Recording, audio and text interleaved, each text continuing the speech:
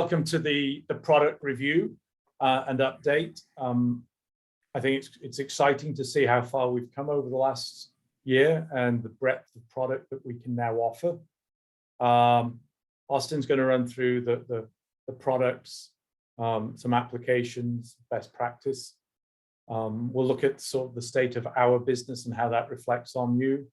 And also we have a new person at Carrier looking after our territory, and that's Ethan. So we'll do an introduction to Ethan. He's replaced Patrick Callahan, who's moved on to other pastures.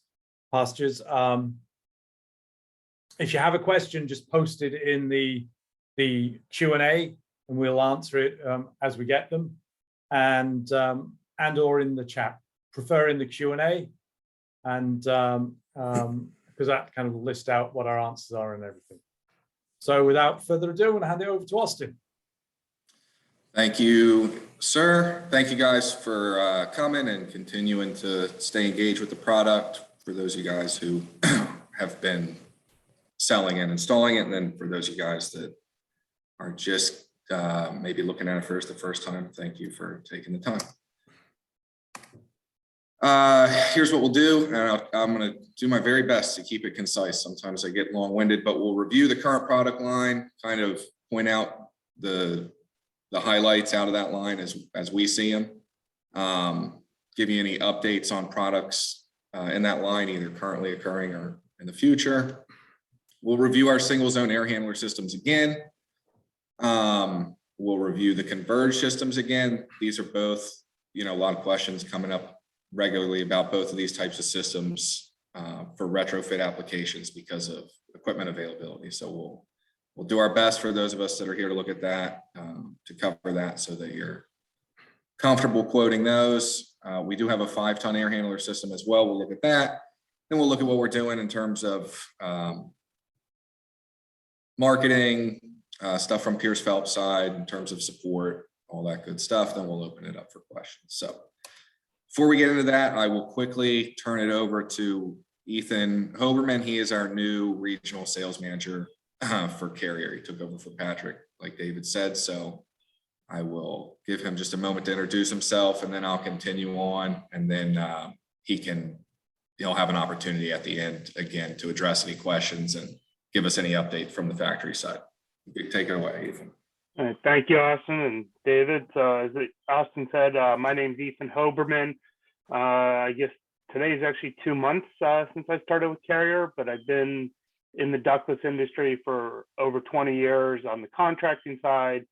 Ran a small ductless company, so it was on the engineering and marketing and manufacturing side. And then for the last 6 years, I was the rep for another large ductless company. So my big thing is, I understand where a lot of you are coming from, what you're dealing with. And I'd like to look at it more from an application and being an applied product, not meaning that it's a difficult thing, but we have to make sure we're applying it right. And that's where I can definitely be help to any of you. And you have my contact information if I can ever be of any assistance. So I'll throw it back to you. All right, thank you, sir. Yep, thank you. All right, guys, so we're going to just jump right into it and some attempt to keep this moving along. We've all probably seen this slide. This is just sort of the bird's eye view of the product line. If we're not familiar with it, it just kind of gives us an idea of how it's divided up. So in typical Carrier Bryant fashion, there are 3 tiers of product. The entry tier, which is comfort to Carrier guys, legacy to Bryant guys. The premium tier product, which would be either Infinity or Evolution, and then the performance and preferred product, the mid-tier product. And if you're familiar with this already, then you know this. If you're not familiar with the line, you're just looking at this slide, then you can see that that is where the most variety occurs in the line. So that's really where we focus. Those are our workhorse pieces. We'll talk briefly about these one-to-one systems and the entry and high tier slots, and then we'll focus mostly on the performance and preferred pieces. So looking at the entry tier piece, it is, excuse me, I'm going to try to hide some of this stuff off my window. Sorry about that. It's a 1-to-1 high wall system, 12 through 24,000 BTUs. We are on the tail end of a model change. So we talked about last time we did one of these webinars that was going to occur or begin to occur. It is in the process of transitioning now, and we're just about finished. There's a few capacity increments that we still have the old model number for the outdoor unit, but otherwise we've made a complete transition. I'll show you those model numbers in a minute. But the current or new incoming or current model, however we want to think of it right now, is the 38 MHRC. It used to be a B, now it's a C. So it's really just a revision change. Again, 12 through 24,000 BTUs. The change to the outdoor unit resulted in some, marginal efficiency increases in terms of SEER, EER, and HSPF. So you can see there for an entry tier product, it has really nice efficiencies, and it's mostly a cooling product, but does perform in terms of heat. You can see the percentage of capacity is at 5 degrees. So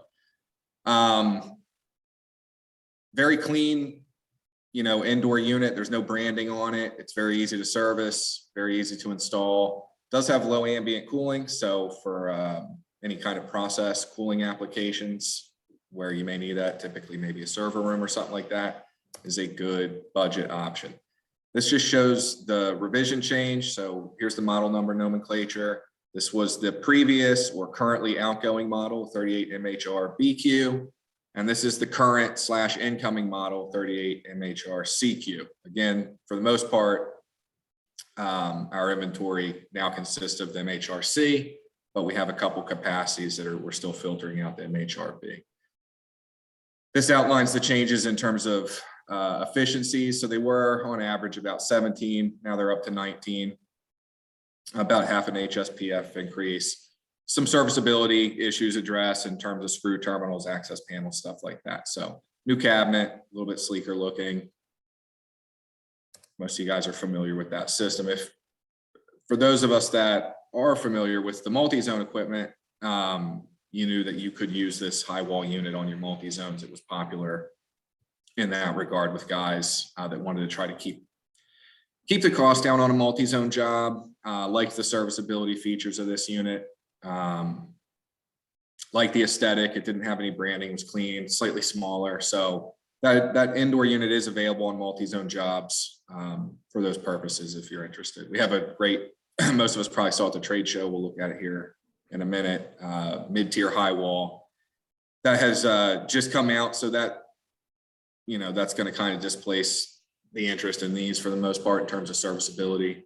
But still a nice option, save you a little bit of money if you need some wiggle room on a job. So excellent, low cost 1-to-1 options, got good efficiencies, nice clean look inside, typical 10-year warranty, does come with a baseband heater, does have low ambient cooling out of the box.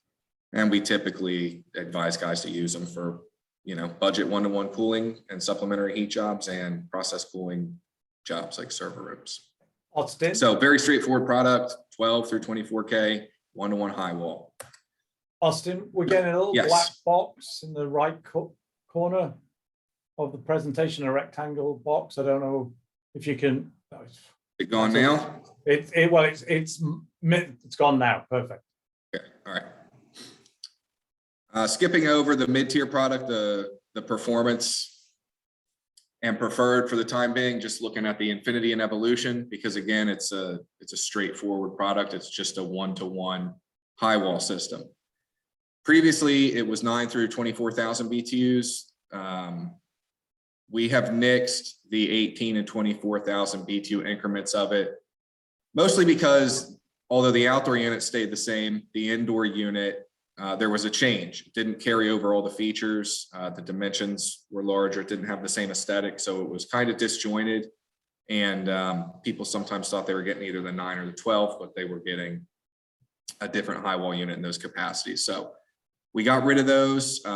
We've relegated this just to 9 and 12,000 BTU high wall systems. However, in that somewhat limited capacity range, you see some really excellent efficiencies, 42 SEER. So as far as I'm aware, the most efficient 9K high wall out there, and then 32 for the 12. I'd have to look, but that's may very well be the most efficient 12,000 BTU unit out there as well.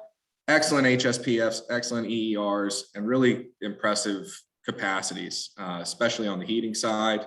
You can see the 9,000 BTU version delivers 13,000 BTUs of heating at 5 degrees, so 131% of its nameplate capacity at 5 degrees. It's a really nice heating machine with great efficiency. So if you have a single room that you're looking to heat and cool, this is a great option, especially if they are, you know, there's interest in the efficiencies. Certainly there's performance there as well. Also comes with some premium features that we've talked about a lot of times, but we'll talk about them one more time to save us from having to talk about them again a little bit later in the presentation, because as most of you guys know, these features have migrated over to our mid-tier high wall as well. So this applies to both the Infinity Evolution unit as well as the preferred and performance high wall units. They will come with a intelligent motion sensor, which can be set up to either go into occupied and unoccupied modes, meaning it doesn't sense any occupancy in the space. It slows down. Once it senses that somebody has come into the space, ramps back up to meet set point. So you can set it up that way. You can also set it up to direct air either toward or away from an occupant. It has vertical and horizontal motorized louvers that are split. So you have motorized control over 2 sets of louvers, the left and the right, and you have motorized control both up and down, as well as left to right.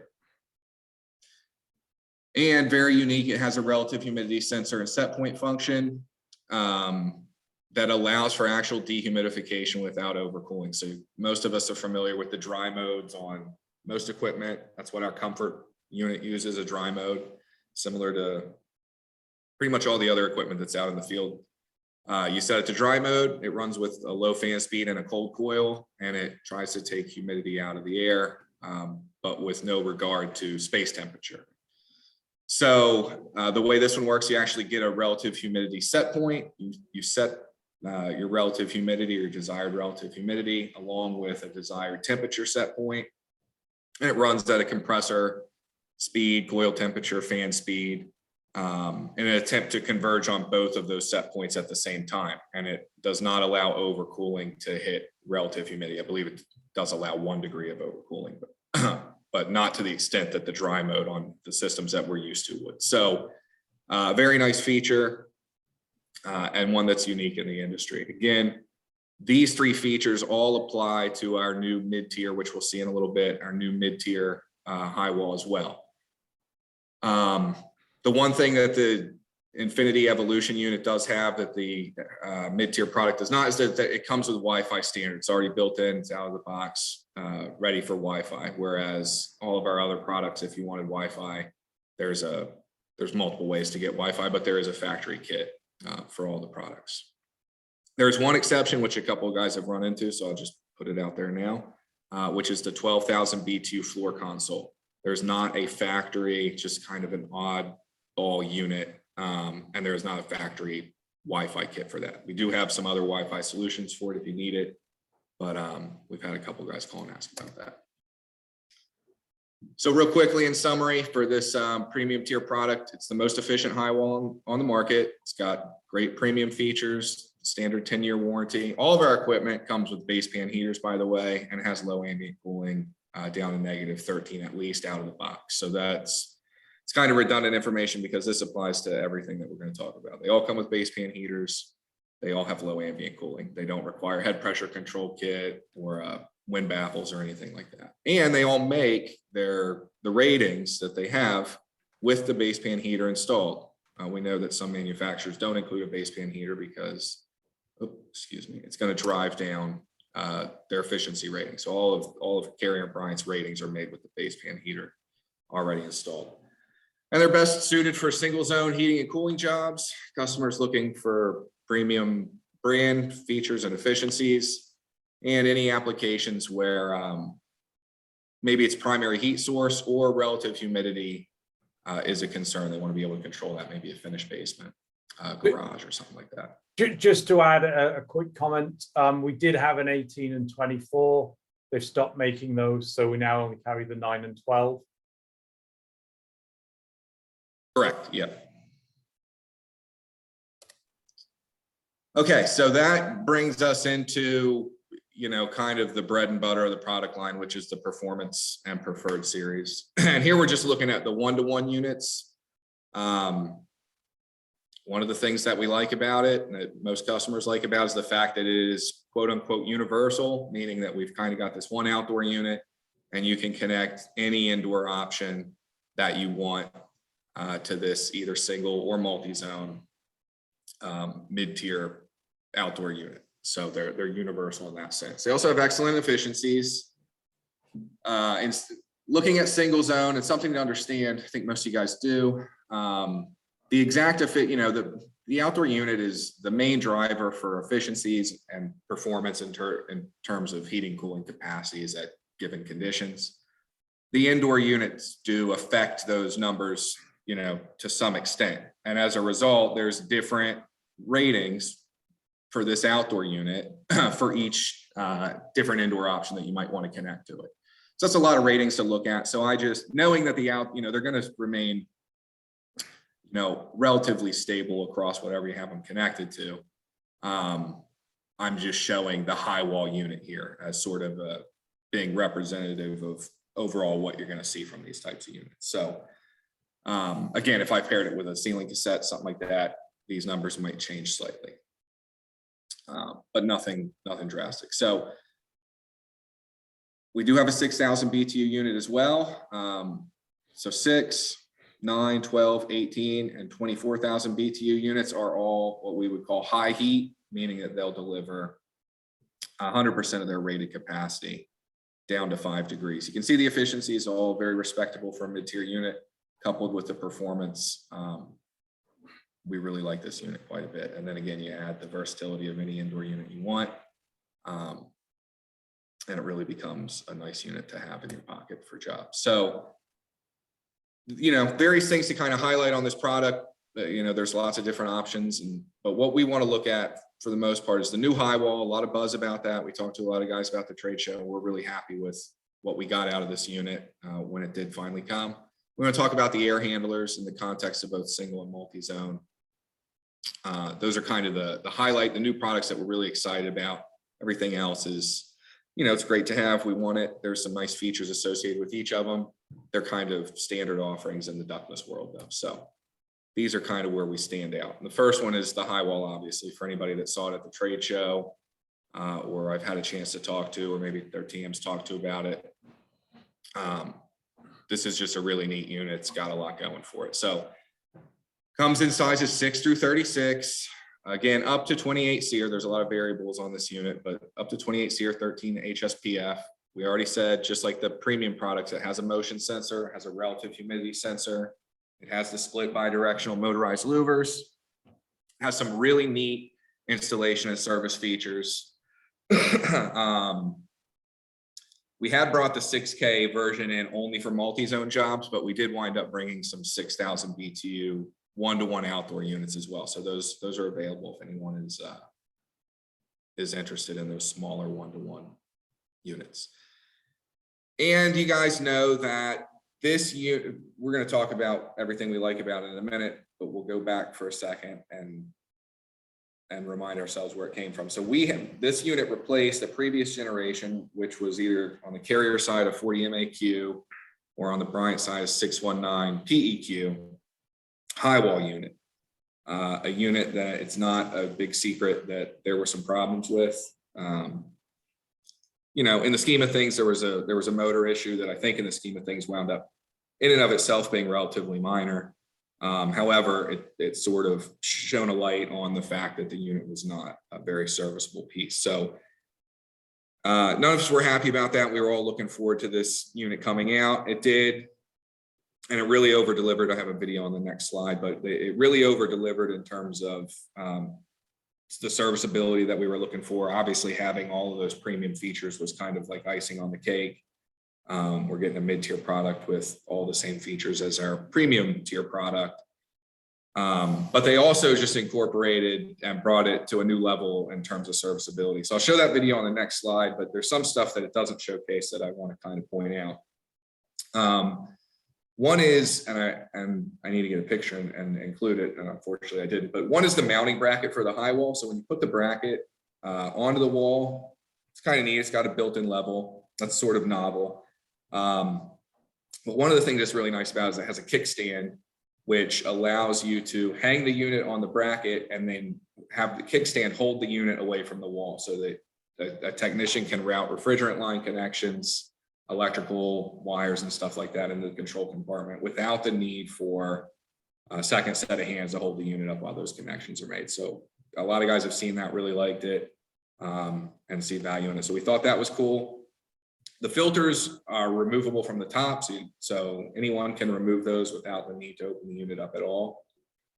The front panel there's no connections here, it just folds up. There's a kickstand that holds it up, as well as a control panel with a kickstand that holds it up. So it's all very accessible. This is all tool-free access.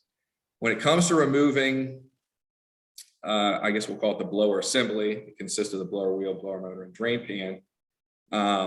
Where I'm going to show you how that's done on the next slide, but I want to preface it with a little bit of work that isn't shown in the video, and I want to be totally transparent about what's required to get the blower wheel out. These two tabs have to be lifted up, and underneath one of them is a Phillips head screw. So you will be required to remove one Phillips head screw, and then this bottom plastic panel pulls off with that screw removed very easily. Once that's the case, you have that removed, you're going to unplug from the board 2 Molex plugs, one for the damper motors, or louver motors, I should say, and another for the blower motor. So once those are removed, maybe take you 30 seconds or so to remove those. You can then remove this blower motor, wheel, and drain pan for servicing or maintenance. And I'll show you what that looks like right here.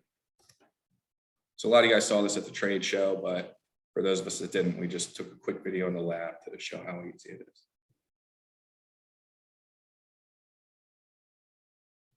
So there it comes out. It can be removed, service it, outside or whatever. When it's time to put it back in, slides up, and then the 2 bottom tabs hold it in place. So you can have it in and out very quickly and easily. So not only is that an improvement over the old one, which was a pain point for certain, and not only is it neat, but what we want to push and where we see the value is that for so long, guys have installed ductless equipment, and the mantra has sort of been, I wanted to install the equipment, I want to make the money on the install, I don't really want to service it. And along with that, discussions about service are often missing when the equipment is sold. And guys typically didn't want to service it because they felt like it was kind of a liability. A lot of plastic panels to kind of snap and unsnap. It wasn't hard to crack those. And then, you didn't make any money on that. You lost money and time, and you upset a customer if you crack a plastic panel and have to wait a week for it to come back in and send a guy. A lot of guys were cleaning blower wheels and coils with like bibs on the wall, which some people like that solution, other people really don't. But it didn't cover 100%, right? If there was a TV or something underneath there, or a dresser, then it kind of threw a wrench into that approach for cleaning. So we think we have a highly, we know now that we have a highly serviceable indoor piece, the most serviceable indoor piece by a wide margin. And everybody designs their jobs differently. And, we tend to train in a certain direction in terms of job design, but we'll never get away from the fact that the high wall, or I don't think we're going to get away from the fact anytime soon, at least, that the high wall is the most commonly applied indoor product. So having something that you can service, not only does it represent a value, we think, just from the simple fact that you can sell service contracts on it, hopefully increase your customer base, make some actual money with service contracts on this equipment. But that it gives you a little bit of extra ammunition when you're in the home trying to sell it as well. So speaking of that serviceability, the fact that your company does support the installation with service, being upfront of it with the customer about the fact that they do need to be clean, and that when they purchase a piece of equipment, they need to seriously consider the serviceability, the maintenance ability of the equipment. So we're really happy that we have all that. We think that just was amazing. And again, some pain point with the old product. They promised that they were going to fix it. I don't know how high everybody's expectations really were for that, but we're just really tickled with what they came out with here. We think they really knocked it out of the park. So hopefully you guys see that value too. It makes it easier to sell, easier to maintenance, gives you a little bit more peace of mind, and maybe makes you some money. So the next piece Austin, yeah. before you kind of run, we've got a couple of questions which surprisingly I can answer, so I'm going to dive right in. Go for it. Can we pair any outdoor unit with any indoor unit? And the answer is no to that. It has to be the same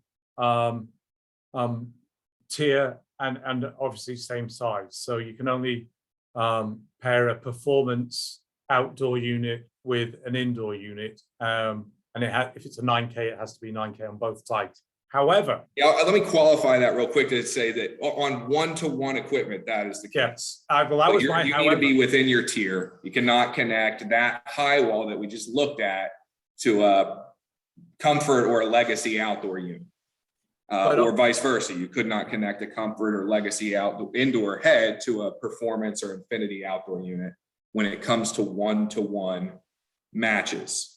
When it comes to multi-zone, as we'll see in a little bit when we get to the slide, you can pair, you can cross tier connect, I guess, which is only really adds the high wall options out of the, entry and premium tier lines. Otherwise, everything is a match anyway. It all comes out of that mid-tier line.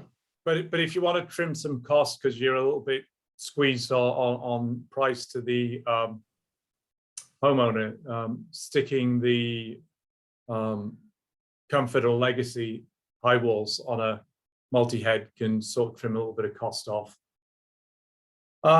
The other question was, yes, we have new ductless cheat sheets. Please ask your TMs for them and we'll get them to you. I'm really waiting for the next cheat sheet to really push them hard because that has a kind of catches a lot of the step changes. But we have 150 of each of the November version of the cheat sheet. So we'll push those out. Gus, I'll make sure you get some. And to that point also, like this, see where my mouse is, so hopefully you guys can see it. Like this information that you're seeing on these slides, it's like blue and white. It would be red and white if it came out of the Bryant version. That comes out of a document called the TM Playbook, which has the quick reference guide, but gives you a little bit more in-depth information. It's also very useful. I find it very helpful to have that. So if you want that, your TM can provide it to you, or just most guys have my contact information. It's in the presentation. Just email me and I'll send you that document as well. It's a helpful document. Was there anything else, or continue on? Continue on. Okay, so looking at, we just looked at the high wall. We think that's kind of a standout product. We've got a concealed ducted unit too, and most people kind of think of that like, well, that's pretty standard fare in the world of ductless, and it is, but ours has a kind of a unique feature, and we have a lot of guys that are really successful with these pieces, so we want to continue to kind of warm people up to the idea of using these on their job. You can be really effective with them and provide some great solutions. So again, this is just looking at it in the context of a one-to-one. Obviously can connect it to a multi-zone as well. This shows you the efficiencies, and whenever you connect to a ducted piece, they dip a little bit. We're still looking at very nice efficiencies. I show here from 9 to 24, we do have a 36 and a 48 as well. The 9, 12, 18, and 24 are all low temperature heating machines, meaning that they deliver their full heating capacity. Again, because the same outdoor unit that we've been talking about is the driver here. So we don't need to look at that too much, but just some thoughts on this unit, because it's a polarizing unit. Some guys are using it on every job and they love it, and some people don't want to touch it with a 10-foot pole. So it does have an integrated pump and float safety. Most of them do. Has a rotatable return air inlet, meaning that the return air inlet can be on the butt end, or it can be on the bottom, and it rotates so that the filter will either slide out forward or backward, or if it's on the back, it can slide out either up or down. That's useful because unlike a lot of pieces out there, this one is multi-positional. It can be installed vertically as well as horizontally. So, and that's one of the aspects of it that really helps guys out. But we really like to see these on jobs used to divide capacity between several smaller spaces, especially before we had a 6K high wall. We had a lot of bedrooms and jobs with very small rooms that people were wanting to put 9,000 B2 high walls in. It was the smallest high wall capacity. Obviously, from a sizing perspective, that represents a problem. But then if you have several of those rooms and maybe a hallway and a bathroom, all of a sudden you're connecting a lot of pieces to your outdoor unit, and you're oversized. So dividing the capacity of a single ducted unit between several smaller spaces, and then in tandem with that, you get the ability to hit common areas like bathrooms and hallways, provides a lot of value on jobs, typically multi-zone jobs. But it also reduces the required number of indoor unit connections, right? So if I wanted to put a 6K high wall in 3 small bedrooms, I'm going to use 3 6K high walls. I could use an 18K ducted. I could divide those 3 rooms between that ducted unit, maybe hit a bathroom and a hallway as well, and only eat up 1 slot or 1 connection port on my outdoor unit, leaving room for more options on the rest of the job. A lot of times what we see is because of design approaches that just put a unit in every room, people are winding up buying a lot more outdoor equipment than they need, or much larger outdoor equipment than they need, just to facilitate the number of indoor units on a job. So this helps reduce that, helps you be cost effective in your design, helps you come in at a lower price, stay in budget, hopefully win the job. This is one of our guys in Westchester did this in a doctor's office. He used he just hung it in the ceiling, used a linear diffuser, and got a very clean look, because in this office you can see, I guess, with the window heights and what was going on, there was no room for a high wall or floor console. So this was the only option, and it came out looking very nice. So behind knee walls, discrete installations. Here's one where it's installed vertically underneath the window, and then they built sort of a windowsill. We have guys put them vertically in radiator covers, vertically in closets. So it's a versatile little unit, especially when you add the fact that it can be installed vertically. So there's a lot of opportunities out there if you keep it in mind. But if you just think of it as a horizontal deducted unit that maybe your experience, in the past has colored it as, ineffective. It's not. Guys are using these to great effect out there. So just keep that in mind. Okay, and then the other product that we're really excited about in the mid-tier line is the air handler, of course. And this has been big for us in terms of one-to-one type of jobs, but also on multi-zone, obviously, as well, was something that we were waiting for a long time. So currently, we have 3 one-to-one air handler systems. We have a 2, a 3, and a 4-ton. You can see the efficiencies here. The 2-ton is a low temperature heating machine, again, meaning that it delivers nameplate capacity in terms of heating at 5 degrees. You can see the cabinet size here, pretty reasonable size. And anyone who has installed these, we unboxed one in the lab with a guy, John, he may be on the call. Very impressed with the quality of the construction, very thick gauge metal. You couldn't rack this, putting it up in an attic. It's very heavy duty. It's a very high quality air handler. As soon as you see it, it's evident that it's a quality piece. So sort of some nuances on the outdoor matching, and this has caused a little bit of confusion. Most of us have our arms around it at this point, but I'll just reiterate. For the 2-ton unit, you are matching with the 38 MAR BQ 24 outdoor. For the 3 and 4-ton units, you're into our NBRB series, which is our third. There's an overlap at 36, but represents our 48 and 58 options. So the 3 and 4-ton pair with these 2 units respectively. The 3-ton, just understand that the 3-ton version, most of us are used to seeing 3-ton units with 2 fan cabinets. this particular 3-ton unit, because it is not a low temperature heating machine, it's single fan. So it's a really nice 3-ton air handler option on any job. You don't have this big unit outside, it's low profile, it's quiet, it has very respectable efficiencies and performance. So we really like these from a retrofit perspective and new construction. We got a lot of guys putting in new construction, townhomes, multifamily housing, stuff like that. Cost effective, high performing unit, guys are winning tons of jobs with them. Does have dedicated heat packages 5 through 20. Just kind of gives you a lay of the land on the unit. Has a control compartment with a wireless receiver for programming and fault code service inquiries. Comes with a 24-volt interface, so out of the box, this unit is ready to be used with a 24-volt thermostat. And they did that in anticipation of the fact that this unit's going to go in where it's, a lot of conventional equipment might go in. So we wanted to be able to accommodate, control, I guess, that's more in line with conventional controls that people are used to. So it comes with a 24-volt interface built into it. There's a 3-speed ECM variable speed blower motor. And a ductless ready A coil, meaning that there's no metering device in it. It is a brazen connection. It's 4-way multi-positional, horizontal, left, right, vertical, up and down. The coil just slides out. You may or may not be able to see, but there is a black plastic drain pan on this side. So out of the box, ready for upflow, horizontal right. You can pull the coil, rotate it, slide it back in upside down. It'll be ready for downflow or horizontal left.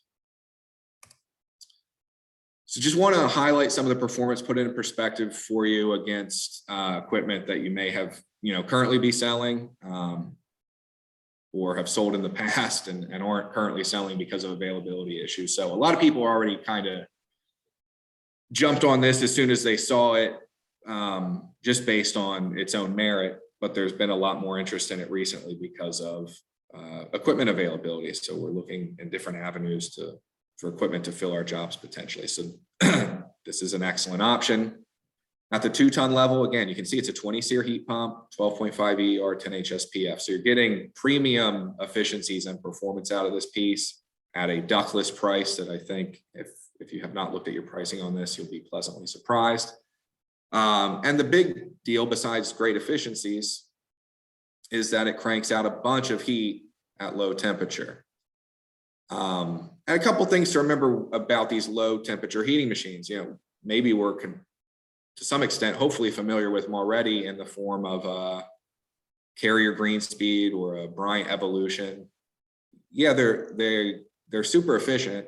The efficiency ratings look great on paper and they are great, but efficiency ratings do not take into account electric heat usage. You can be really efficient at not particularly making a lot of heat, and the amount of electric heat that you supplement with on a heat pump is not factored into the efficiency rating. So all of these low temperature heating machines have a reputation for saving a lot of money. That's not purely through efficiency ratings. It's really more driven by the fact that they're producing so much additional heat at low temperatures and holding electric heat packages off. So to sort of put that in perspective, I compared the output capacities of this 2-ton unit right here, the 40 BAA Q24, with a conventional 2-stage 16 SEER heat pump. Some of you guys may recognize that number. Bread and butter unit for a lot of people in the world of heat pump changeouts. So that 2-ton 16 SEER 2-stage unit on high stage at 18 degrees, 17 is where this guy's rated, but 18 is where is easier to read. So at 18 degrees, we give it the benefit of the doubt, produces 12,000 BTUs of heat. Versus the 2-ton ductless system with air handler produces 29,700 BTUs of heat. So 17,000 BTUs or 250% more heat at low temperatures. For context, a 5 kW electric heat package, depending on applied voltage, it's going to produce about 15,000 BTUs of heat.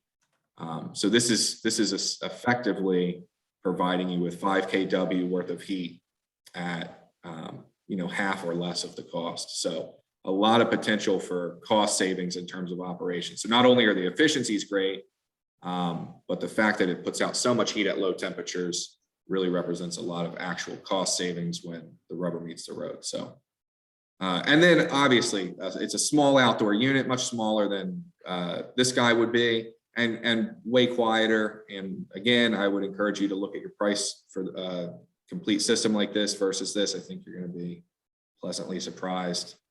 There's a lot of good reason to be quoting these. So looking now at the 3 and 4 ton, they are not high heat units, 16.5 and 16 SEER respectively. So they're a little bit more in line in terms of efficiencies with their unitary counterparts. Still excellent retrofit options. Now these, again, I already said this, but I'll reiterate it. The 3 and 4 ton air handlers are only available in 1-to-1 configurations. They're not available on multi-zone yet.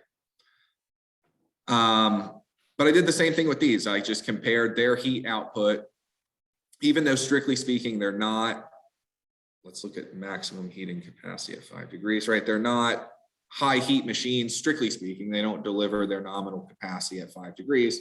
They still deliver more than a conventional system at 5 degrees by a nice margin. So on the 3-ton unit, 9,800 or 60% more heat at low temperature. So it could be the same efficiency, a piece of equipment, say they're both 16 or 16.5 SEER systems. This one produces 10,000 BTUs more heat at low temperatures. That's a lot less electric heat usage. It costs less to operate one of these systems than the other, regardless of the fact that they might have the same HSPF or EERs or SEER ratings. And then this is the 4-ton comparison. So again, our conventional system puts out 20,000 BTUs at, I did it this time at 6 degrees.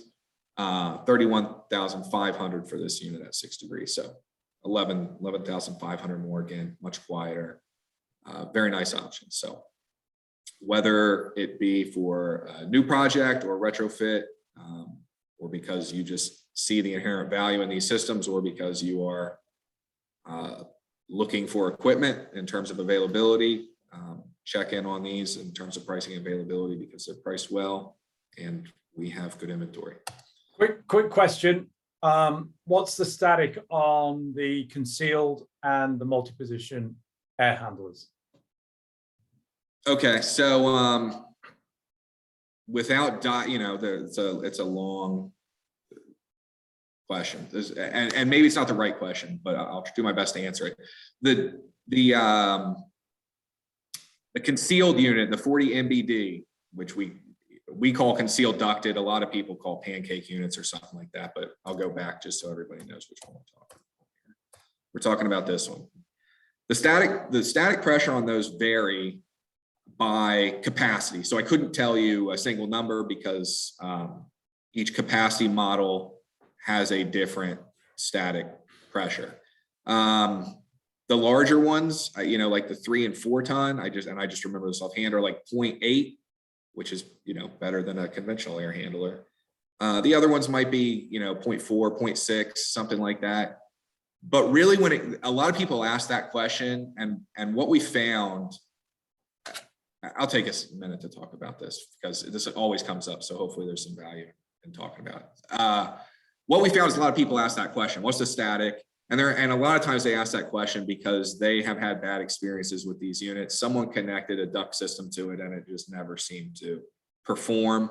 And that performance was attributed to the unit having poor static capabilities or low static capabilities. Some of that might even be reinforced by the idea that these were known as low static units, like in the field for a long time. They may have even been like marketed like that. So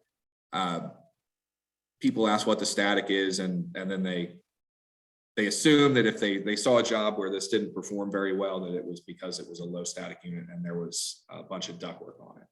But what we found is, and we kind of have to define what we're talking about, but if we think about static in the sense of a conventional system, if we just think of an air handler in a basement sitting on a return air box with connected by plenum to a trunk system, or furnace in a similar type of configuration. What we think is that we measure the static, and usually it's under an inch. 0.5 is nominal for a gas furnace. So we measure that, and if that static pressure is high, we know that the blower may have trouble delivering air against that high static pressure. And hopefully what we also know is that the reason we have high static pressure is because we have a restrictive duct system in some sense of the word. That might just be a filter that's too restrictive. It might be a bunch of weird fittings. It might be that somebody undersized the duct system for that unit, but the duct system and its components, including coils and filters and whatever else, are imposing a high value of static on that system. And as a result, the system under delivers in terms of air. So that's kind of, that's what happens a lot of times with those type systems. But what we do, and where the mistake is, I think, is taking that idea and then applying it to this unit. And that is the opposite of the problem with performance on these units. So the issue is not that we put too restrictive of a duct system on this. The issue is that we put a too large of a duct system on it that's not restrictive at all. And does it deliver when that duct system is connected to it? No, it doesn't.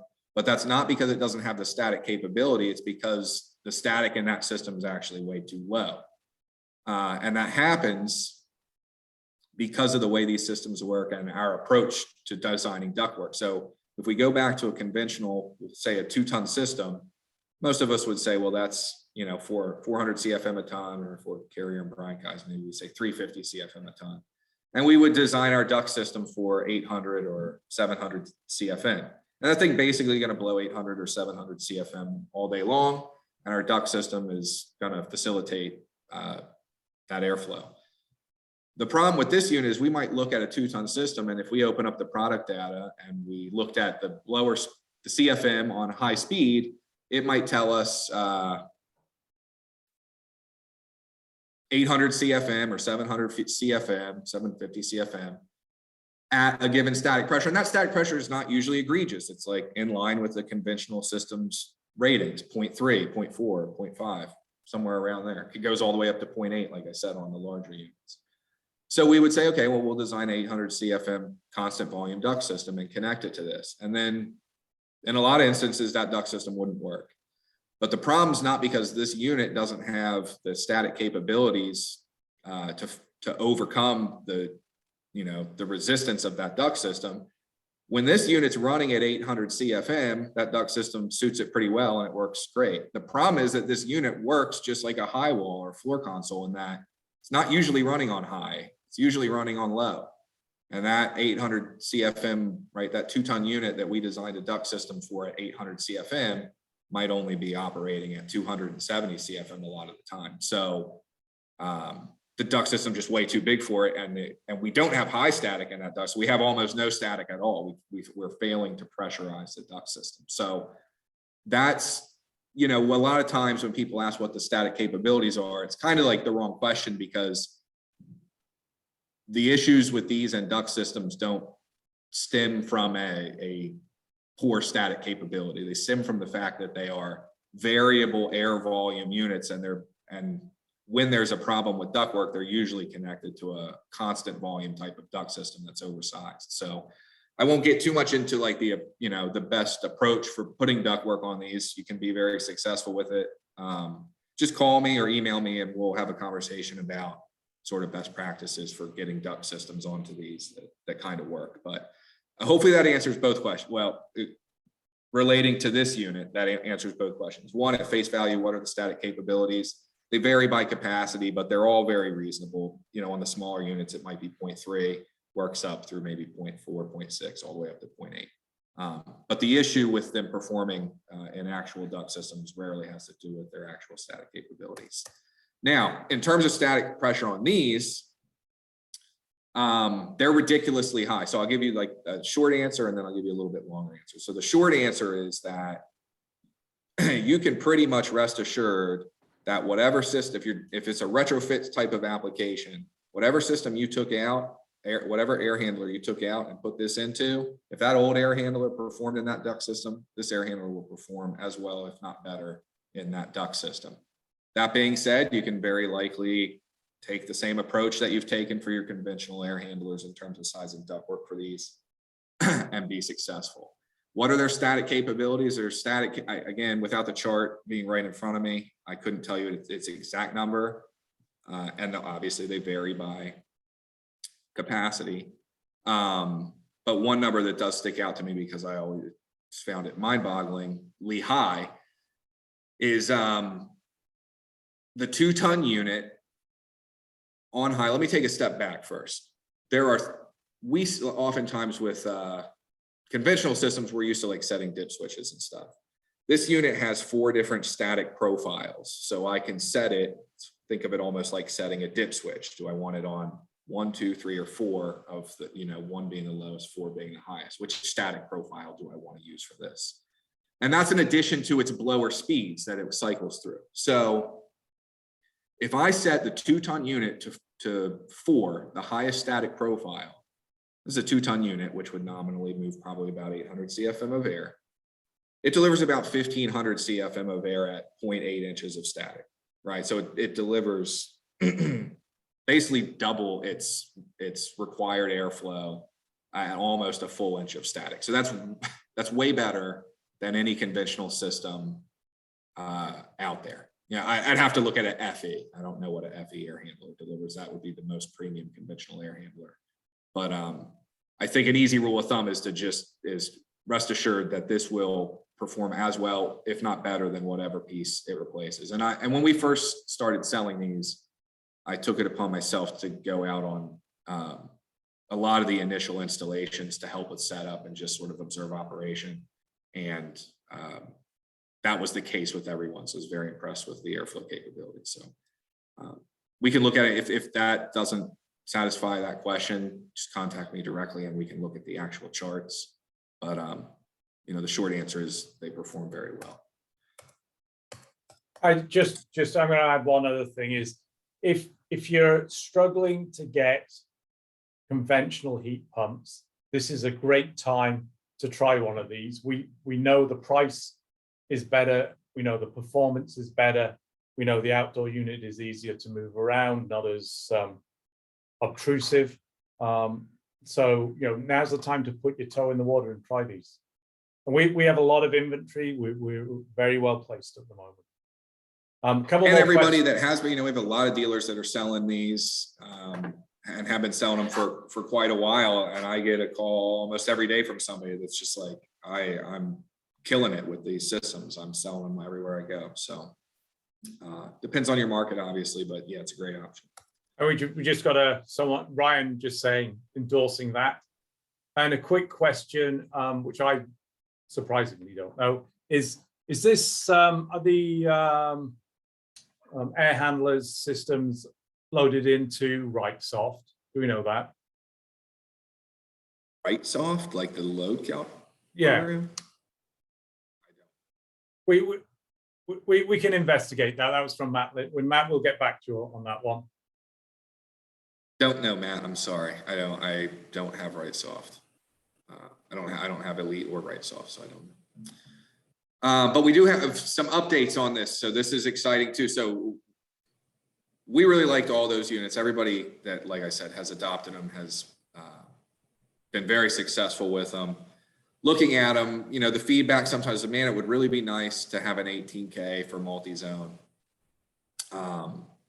That was kind of what we perceived as would help our line. So when they asked for feedback, I would really like an 18K single and multi-zone. Again, I'm going to state it one more time because it always keeps coming up.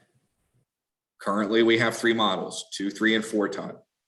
The 2-ton air handler is single and multi-zone. The 3 and 4 are single zone only.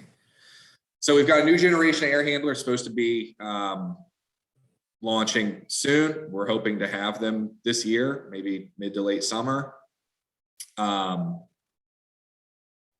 You can see the model number change here. It's going to go from a 40 MBAA to a 40 MBAB. That's great, but the really exciting thing here, I think, is the addition of all these capacities. There's 2 bullet points here that I'm most excited about. 1, we're getting an 18, a 30, and a 60K air handler.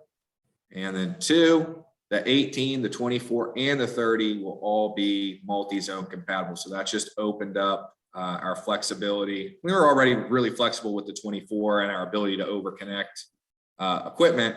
we're already pretty flexible on those multi-zone jobs, but having the 18, the 24, and the 30, I think is going to kind of seal the deal for having the best solutions, bar none, on all our add-on heating cooling jobs. So targeting NEEP and Energy Star compliance. Again, it has a 24-volt thermostat interface built in. It's got some service enhancements, and we'll look at what those are here in a second. But again, the big deal here is the new capacities plus the multi-zone compatibility.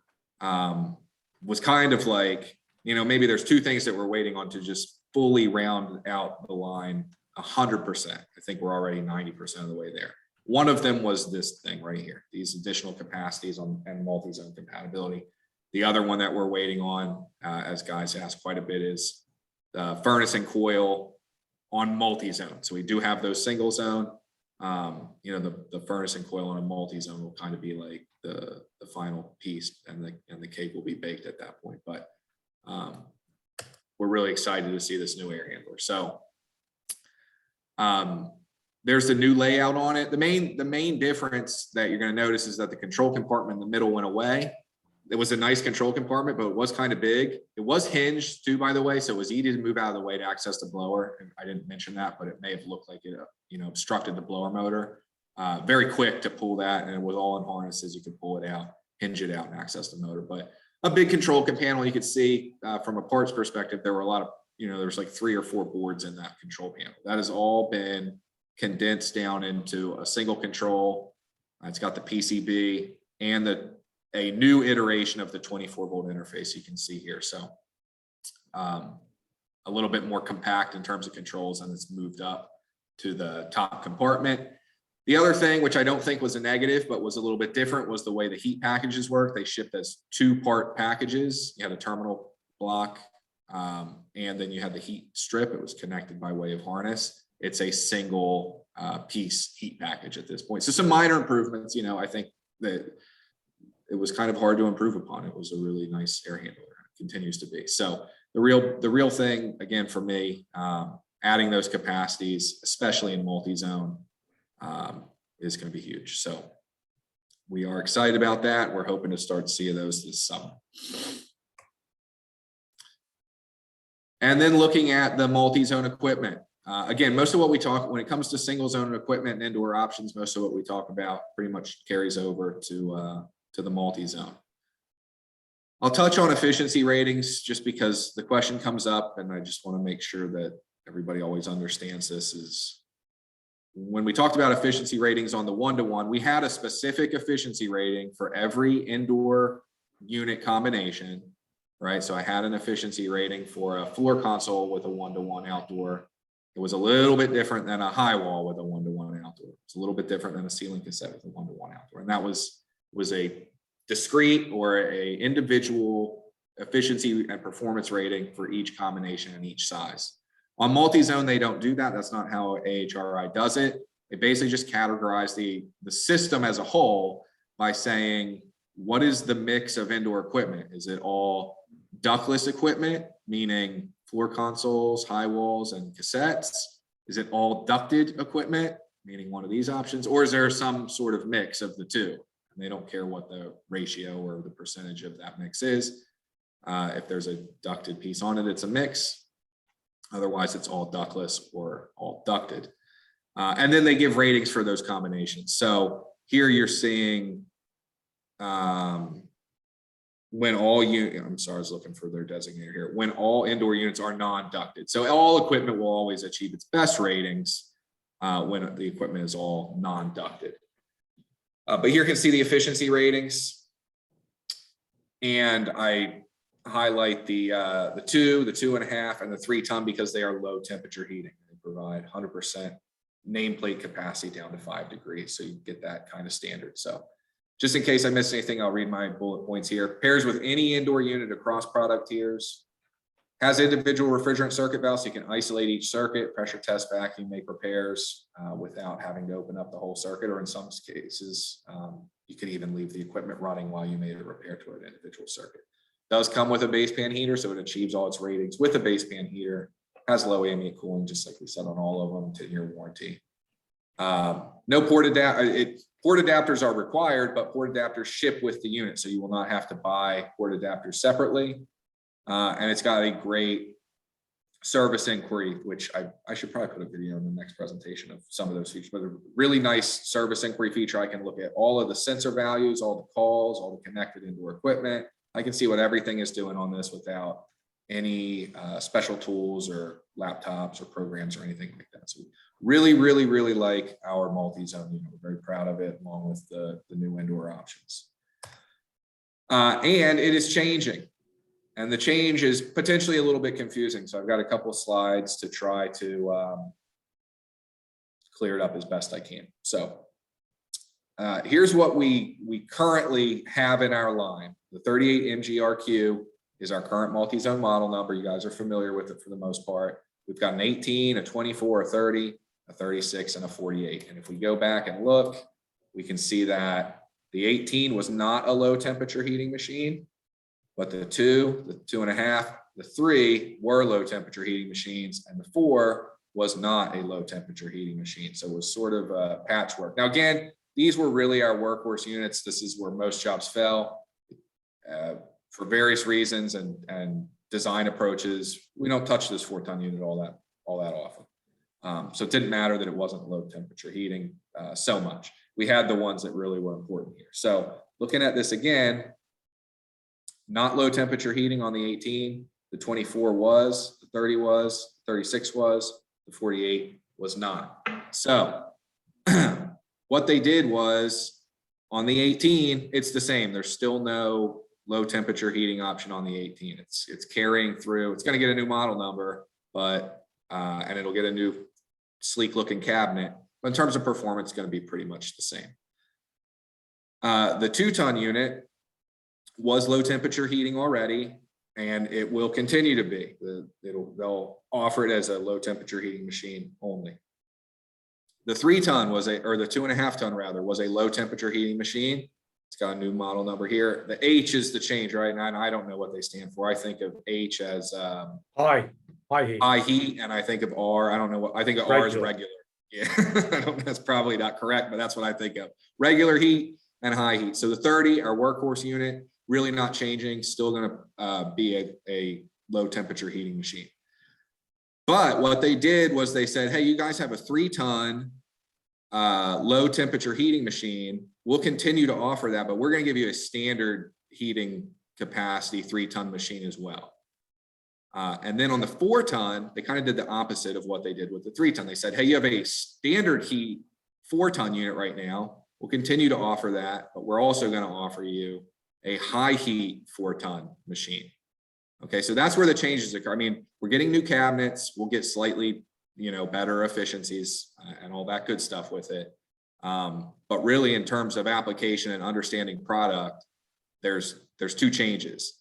Our hyper heat or our high heat 3-ton is now offered in 2 flavors, high heat and regular, and our non-high heat 4-ton is now offered in 2 flavors, regular, which we had, and now high heat. So I'll show you the performance and where we see the value and what we are planning to do in our market as Pierce Phelps. So here is the previous. Again, this is all non-ducted. We know that this could change. It could be mixed. It could be all ducted. I just use the all non-ducted. And here was the performance. Again, the 18K unit, you can see 22.5 SEER, 12.5 ER, 10.3 HSPF. So you go down the line, I'm not going to read them all to you, and see the performances there. And I don't have it highlighted here, but we know that this one was low temperature heat. This one's low temperature heat. This one was low temperature heat. This one was standard heat. Okay, so now we can look at the new generation multi-zones. And the first thing that we can look at is just the efficiencies. Before we go into some of the nuances, we'll just look at the general efficiencies and kind of how they increase. So on the 18, it was 22.5, 12.5, and 10, 3, 22.5, 13.3, and 10.6. So marginal increases in EER and HSPF, but again, nothing really changed. It's still a regular heat unit, was before, and it will continue to be. The 2-ton high heat unit, 24.1, 13.1, and 11. 23, so we got a SEER, we got an EER, and we got an HSPF. So improvements, you know, pretty much across the board in terms of efficiencies. We don't have to look at every one granularly, but you can see that we got some, you know, nice point or so and at least one of the 3 metrics on probably every unit. So nice efficiency increases on a multi-zone unit that was already, you know, performed nicely in terms of efficiency. So now looking at our potential new unit options, right? Here is the 3-ton high heat unit that we already had. And here's the 3-ton regular heat unit that is going to be available to us. And then here is the 4-ton regular heat unit that we already had. And here's the 4-ton high heat unit that's going to be made available to us. So what we are going to do in an effort to keep our product line, you know, kind of streamlined and not confuse it with redundant options, we're not bringing in this 3-ton standard heat pump. And the reason that we're not doing it is because we compared it to a unit that we already really like and is in our lineup and probably frankly costs less too. And that's our 2.5-ton high heat machine. So if we go down the line and look at this thing, you know, what's my cooling capacities? They're almost exactly the same. As a matter of fact, the 2.5-ton delivers more. It can deliver up to 40,800. This one can deliver up to 40,500. So we get more cooling capacity out of the 2.5 than we do the 3. We get better SEER rating out of the 2.5 than we do the 3. We get better EER rating out of the 2.5 than we do the 3. They have matching HSPFs. They are both single fan cabinets. We get better heating capacity at low temperatures out of the 2.5 than we do the 3. So in every regard, except maybe the fact that the 3 will turn down to 8 and the 2.5 will only turn down to 9. This is a redundant unit. It's a less appealing unit than the 2.5 high heat unit. So that will not, unless something changes, I cannot imagine what it would be. This will not be coming into inventory. If you want a unit like this, we already have it. It's better. It's right here.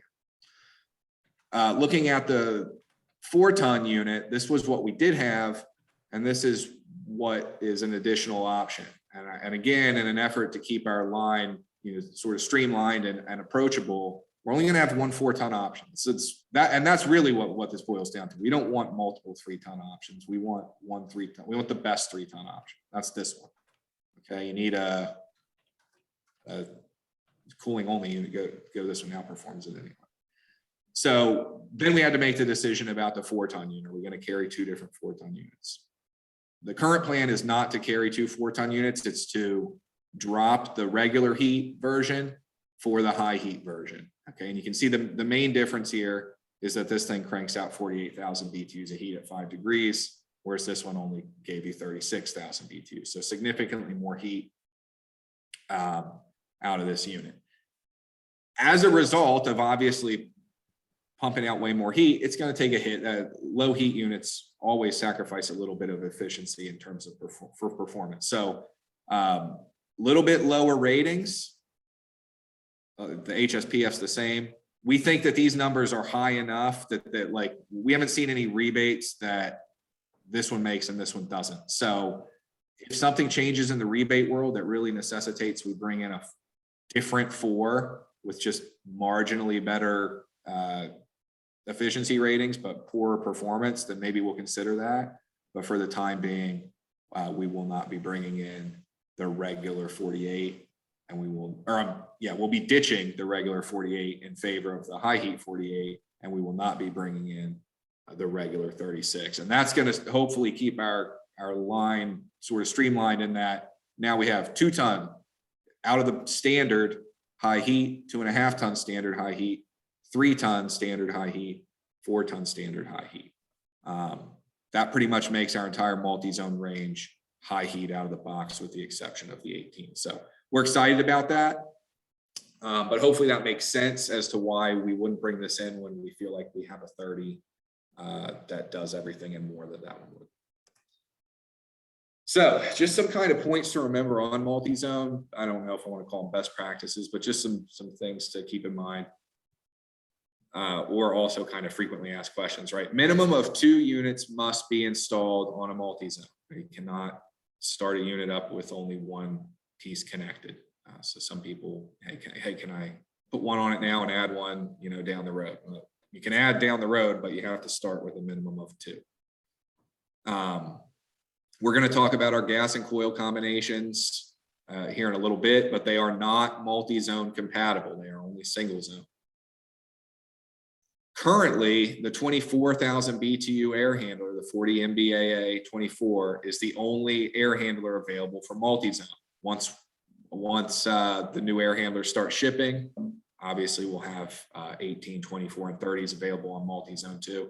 And once we know more about those when they're coming in and we have you know, some more details, we'll do another webinar to cover that. But 3 and 4 ton currently are single zone only. You may use multiple air handlers on a multi-zone unit, depending, of course, on the outdoor unit size.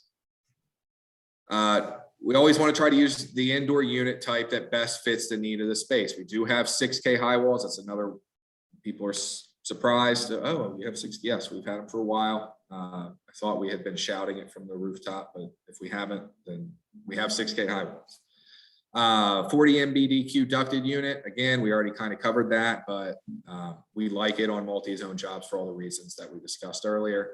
And the floor consoles, obviously if you have a knee wall, Cape Cod, finished attic, stuff like that, they work great. But don't forget that the 18, 24, 36, even we even have a 48 one, can also install under ceiling. So they just kind of mount to the ceiling and blow down.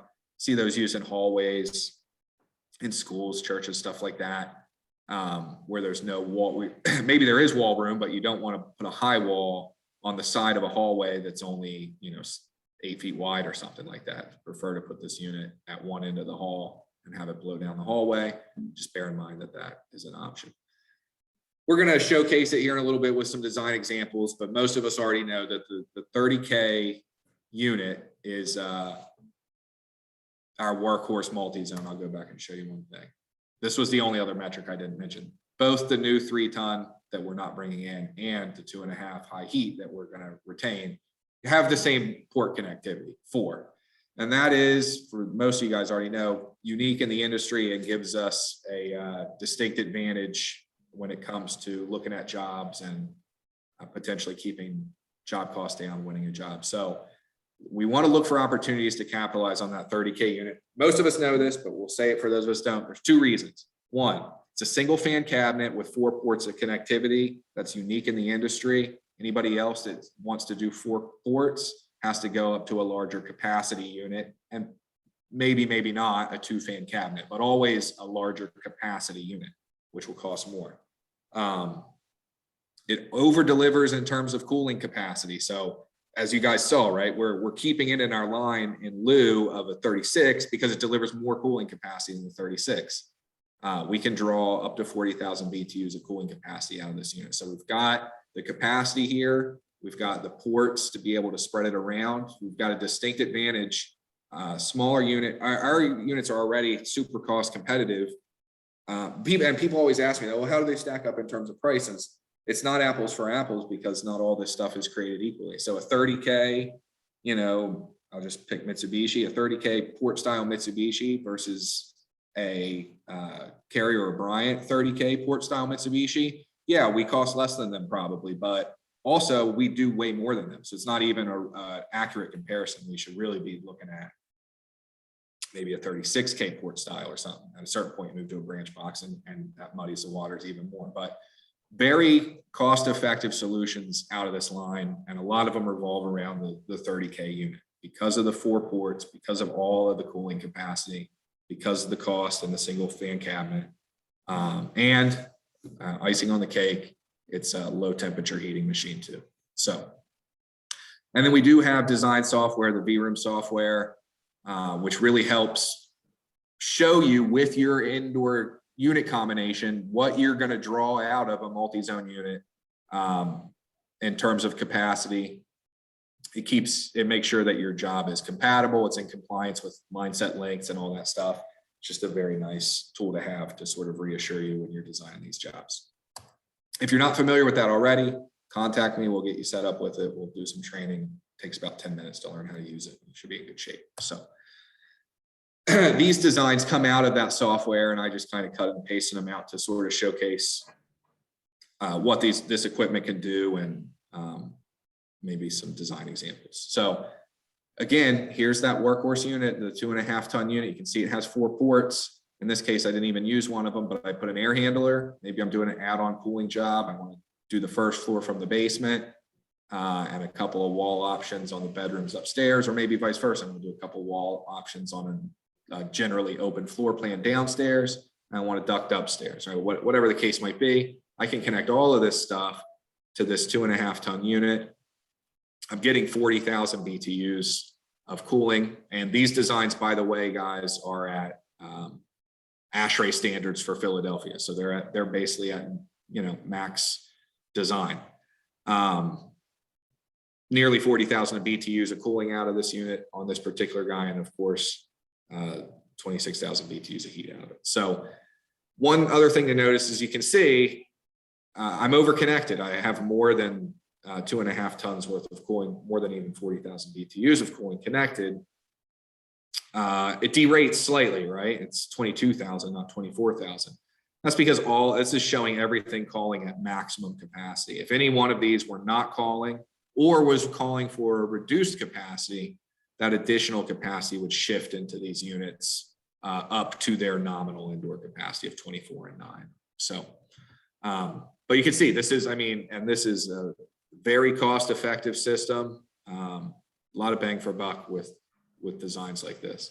This just shows the 3 ton unit. You cannot do this with the 2.5.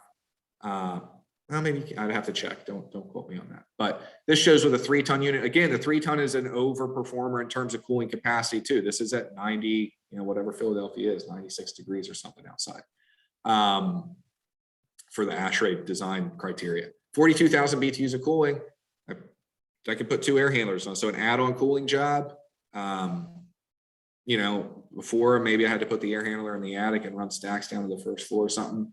I can put 2 air handlers on a single system. Also, I may not have mentioned, but just like any other ductless option, these air handlers do not require dedicated power. They are powered through the tray cable that runs to the outdoor unit. So you can save yourself a circuit and a breaker slot and all that good stuff on these air handlers.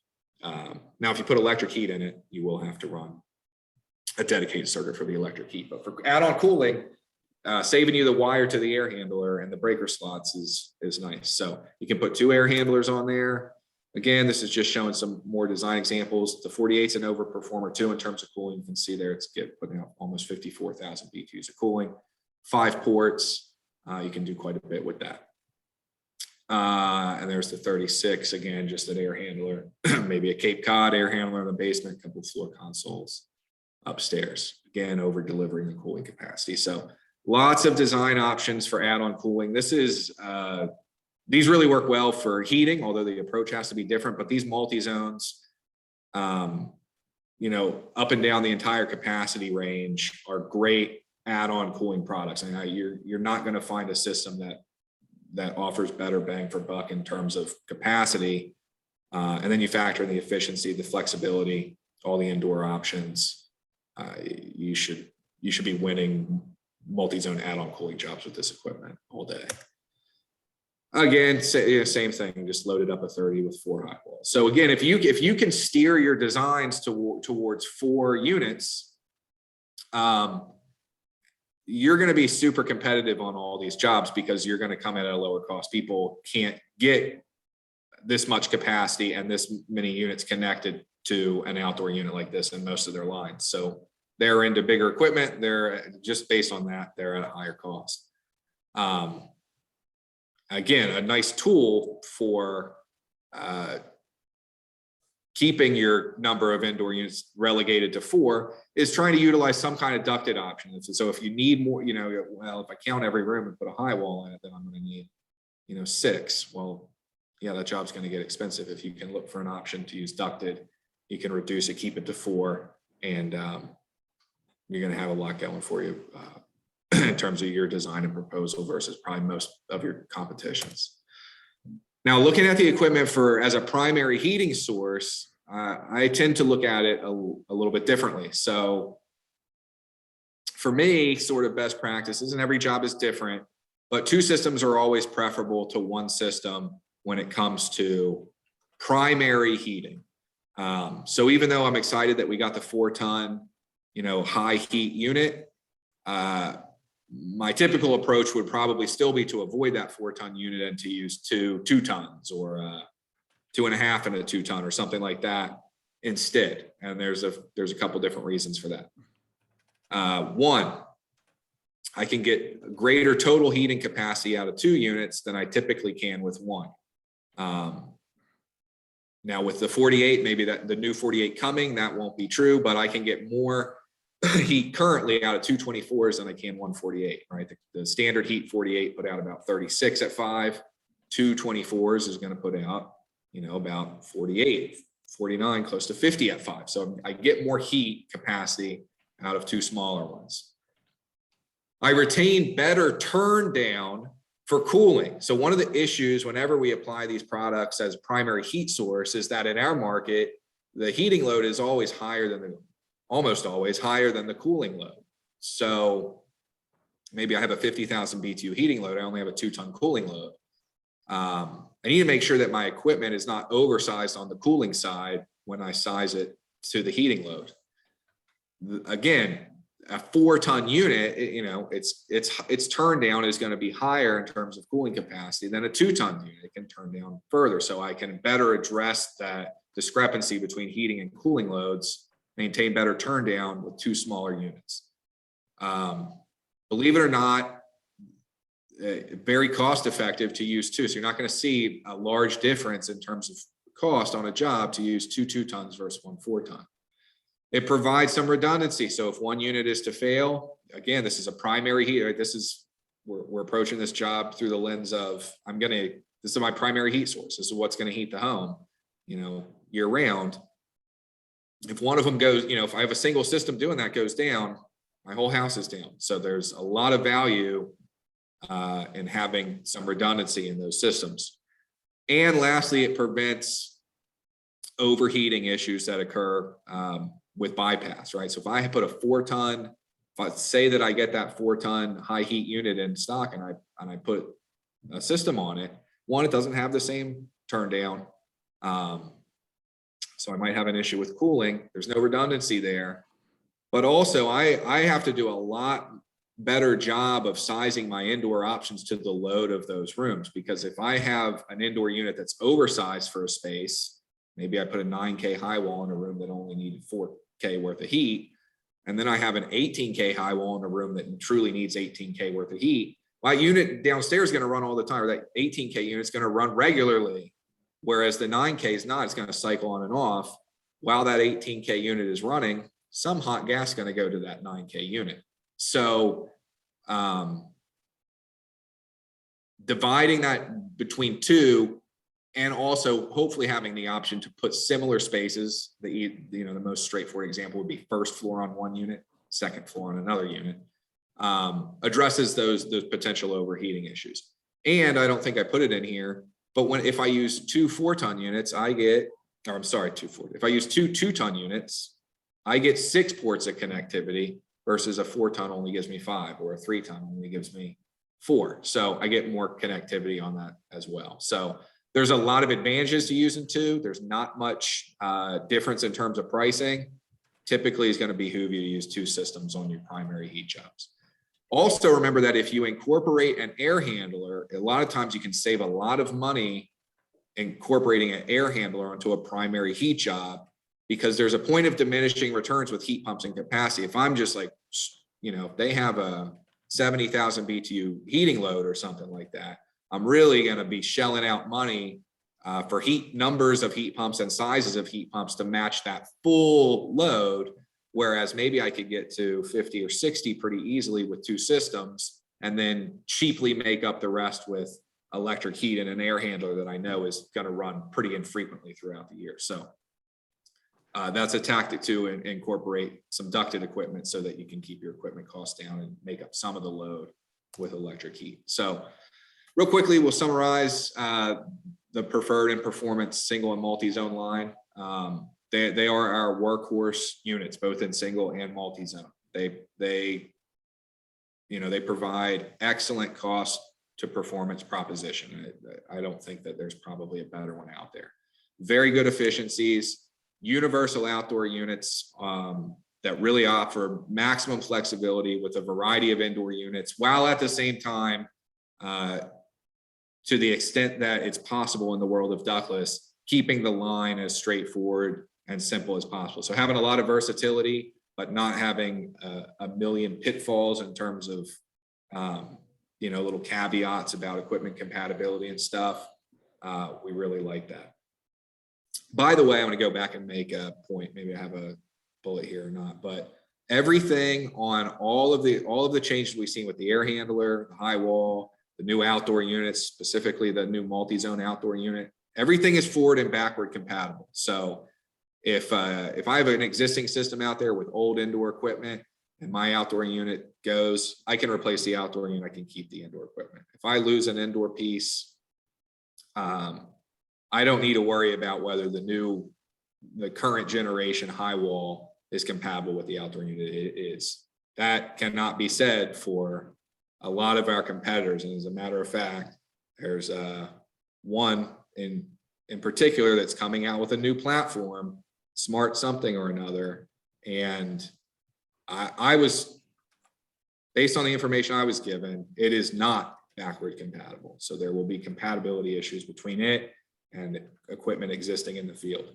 For me, as someone that, well, if I were a business owner and selling new equipment, but also, servicing and taking on responsibility for existing equipment and installations that I myself have done, that's not a very good proposition, I don't feel like, but to each their own. But I thought that was a little bit disappointing. But in the case of Carrier and Bryant, fully forward and backwards compatible. They have always emphasized that they were committed to that, within the context that obviously the technology allows for, but they've done a good job of being true to that. So low temperature heating, low ambient cooling standard, awesome serviceability features on the new high wall, awesome premium features, and then the air handler, which are excellent options for both retrofit change out jobs for your conventional, you're looking, maybe you weren't hip to this equipment, but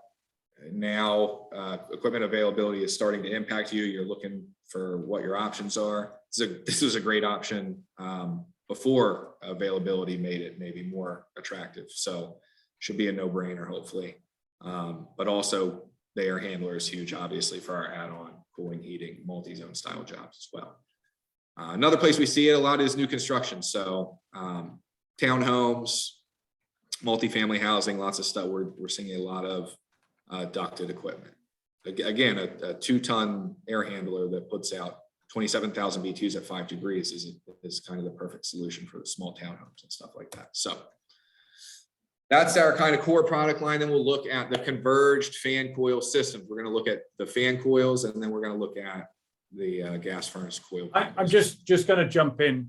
I want to thank everyone for all the questions, but it has meant we're overrunning a little bit. We are recording this, so if you're kind of feeling pressed for time and you need to jump off, we will share the recording as well, so you can catch up where you missed. Again, thank you for all the questions, because it shows how interested everyone is.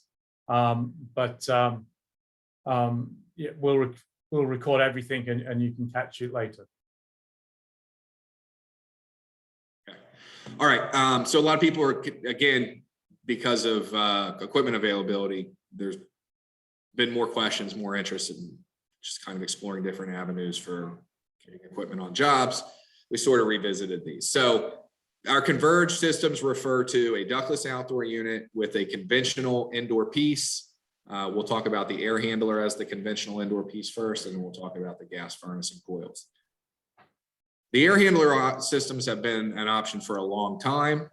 We touted them early on when they first became available, but obviously they kind of, well, you'll see when you see the rating, the air handlers that we just talked about, generally speaking, in most instances, are a better option.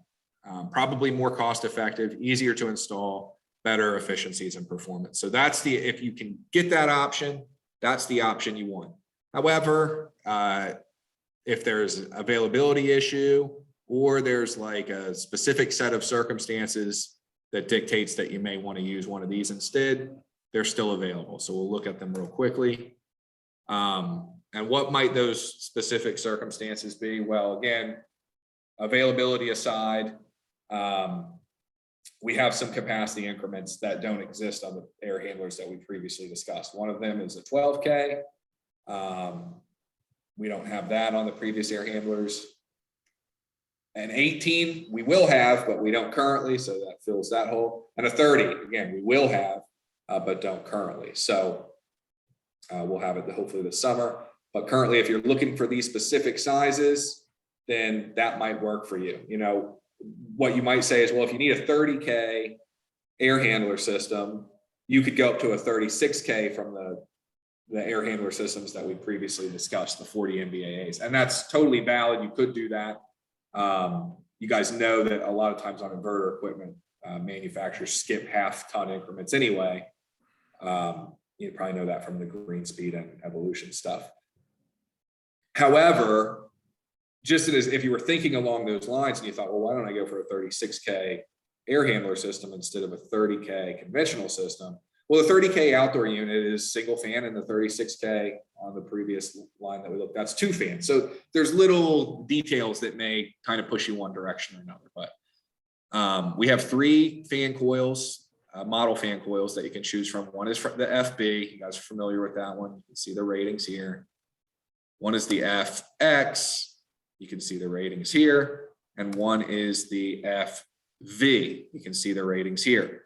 I'll be honest, you know, barring other sort of criteria that's going to restrict your selections, like inventory, I guess, you kind of have to cherry pick your line for the best efficiencies. So, you know, the 2.5 ton here is 15.5. If you're looking at a 2.5 ton unit, you would probably want to pick that one before you pick the 14.9, I guess. So you kind of have to go through. It's not uniformly the case that one air handler provides better efficiency and performance across the range of capacities.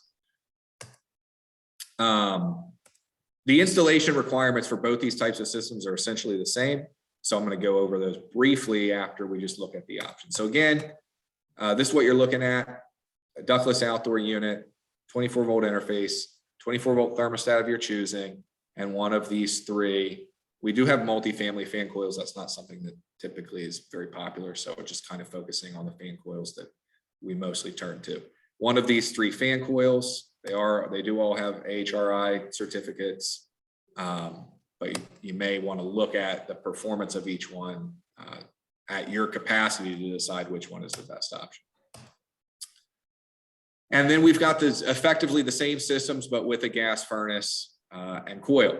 Ductless outdoor unit, 24 volt interface, thermostat of your choosing, and a matched system. I tried to put some of these numbers. So I can't obviously put the performance for every one of these matches because we start to get quite a few, but we do have 80% furnaces. We do have 90% furnaces. The question that comes up the most is, can I put them with premium tier furnace, like the modulating furnace? The answer is no. These combinations are basically relegated to the mid tier, which for carriers, probably my model, if I'm up to speed on my model numbers, so I have 59 TP6, and on Bryant side, it'd be a 926T, I think. That's like your highest end furnace that you can make with these matches. You can do the ones below it, the 59 SCs or the 912 or 915 on the Bryant side. You can do those. You can do 80% furnaces up to 3 ton. These top out at 3 ton. So I might not have called that out, but it is on all these slides. You can see that it's up to 3 ton. So not currently 4 or 5 ton options with gas furnaces or conventional FV, FB, FX fan coils. So this again just gives you a little bit of flavor of what you're getting in terms of efficiencies and performance, just like we looked at with the air handler, because these are the same outdoor units that connected to the air handler. It's kind of ironic. The ratings are, you know, fairly significantly different in terms of efficiencies, but they put out the same heat. You know, they're still low temperature heating machines. and they put out great heat. So you get a lot of that same value that we looked at with the air handler versus conventional system out of these systems. And most of that revolves around greater heat output at lower temperatures. Okay, so, review that with your TMs or contact me. I don't want to sit here and just show you slides of product down and stare at them for 10 minutes. If there's any questions, we can discuss them. And then we're not getting into the weeds with the real details on installation, but kind of what do we need to know about the installation and what makes a job, candidate, I guess, what's the criteria to put one of these into a job. The first thing is that you have got to be able to run a new line set. It's a ductless outdoor unit. The metering device remains outside, and so both lines have got to be insulated. And you have to be able to run a 14-3 tray cable, the typical ductless wire from your outdoor to indoor unit. Or I should say from your outdoor to your 24-volt interface. So that could be located in a number of different places, but the piping obviously has to run from the outdoor to the indoor unit, has to be sized correctly, has to be insulated. That basically means that you are not going to reuse line sets. You have to run a new line set on jobs that use this. That's true of the air handler that we've discussed previously as well. The indoor piece, whether it be a conventional air handler like a FV or whether it be a furnace like a 59 TP6, has its own dedicated power circuit that's different from the previously discussed air handler. So that just like a conventional installation, you're providing power to that indoor piece of equipment. And then what you need is a 24-volt interface kit to essentially integrate the communication and electrical aspects of the two different pieces of equipment. This kit does two things, and I mentioned them both because they're both pertinent to ductless. One thing it does, I'm going to skip down to number 2 because that's in the context of what we're talking about. It provides the electrical and communication integration between a ductless outdoor unit and a conventional indoor piece of equipment. So you need this kit. That's what facilitates these two pieces being connected electrically. It also provides value in a different context, which is that it allows me to add a 24-volt thermostat to any fully ductless system. So if I have like that 40 MBD concealed ducted unit or a high wall or a floor console or anything else that I want to put a 24-volt thermostat on, I can using this kit. I don't need this kit for the 40 MBAA air handler because we said, as we talked about it, that it already has a 24-volt interface integrated into it. So that is one accessory that you will need to make these converged systems work.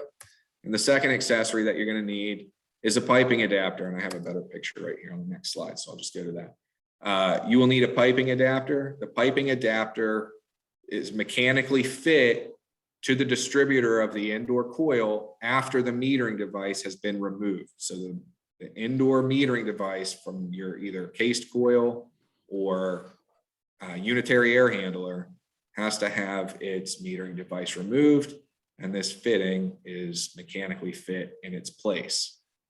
And this is the fitting that you would use for almost all of your applications. This one was for the multifamily fan coils. This is for case coils, residential fan coils. Have to get that pipe, I just call it a liquid line pipe adapter. And you have to have that 24-volt interface. You have to have a new line set that is insulated. And you have to remove the metering device and put that piece in place of it. The coil that you have or the air handler that you have will dictate what is involved with removing that metering device. And I apologize, I don't know my coils and air handlers well enough to know which models may or may not come with a TXV versus a piston. But if you can do it with a piston unit and get the efficiencies and performance you want, that's probably going to be preferable. If you have a TXV, the TXV will be mechanically removed. But most of you guys know that there is a, whether we call it a bypass or a equalizer or a reference tube that runs from, I believe on most of Carrier and Bryant equipment, that runs from the TXV head over to the suction line, and in most cases is brazed into the suction line. That line will need to be clipped, sealed with a little bit of braze, and then the TXV removed from the unit. If you have a gas furnace, you will also require a 24-volt relay. So that's what you need. That's what makes a job a candidate for that type of installation, new line set and those accessories. And if you're interested in that, obviously, I'm not going to do an hour installation overview here, but if you have not gotten an installation overview, contact me. I'm happy to go over it with you or your installers, whatever else. And then we've got one more solution. Again, we had at the trade show. We've sold a few of these and gotten good feedback. Again, our air handler, the ductless air handlers, and when I say that, I mean the 40 MBAAs, soon to be 40 MBABs, currently range 2, 3, and 4 ton. I've said that a dozen times now, right? With 2 ton being single and multi, 3 and 4 being single only. Well, we didn't have a 5. People were looking to those units as heat pump change out equipment alternatives because of availability. And we ran up against the fact that people were looking for 5-ton heat pumps. We didn't have one. So we brought this single phase commercial unit in. And we really like it in terms of performance, and the cost is good. Great performance and efficiency. So you can see it's 17.5 SEER, 10.4 ER, 11 HSPF. So for a 5-ton heat pump, those are really great efficiency ratings.